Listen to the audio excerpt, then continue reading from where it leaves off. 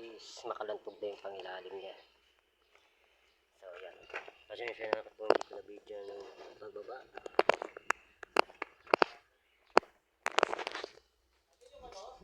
Asa ba yung ano natin? Na? Yung tubo? So yan mga boss, papakita sa inyo yung kung ano yung naging problema. So yan, taga Malabon po yung may-ari nito. Yan, so kinain ng kalawang. So yan ang papalitan yung mismo talangka niya, hindi ba sa mga suspension arm. Papalitan ng may-ari yung full joints o papalitan natin. Then itong malaking pinion niya, so tunog-tunog na yun dito. Yan mga boss, apit namin kayo.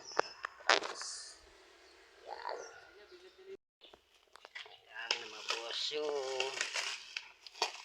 surplus na pinakatalangka ng Honda. So yan, ito yung luma. Okay pa. Yan. So ito yung papalit na yun mga boss.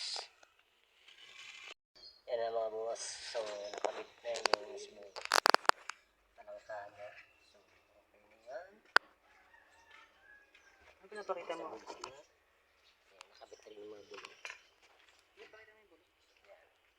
Ha? Ito yung bulok ko. Ayun o. Tunog yan. Mga boss, diyak na biyak.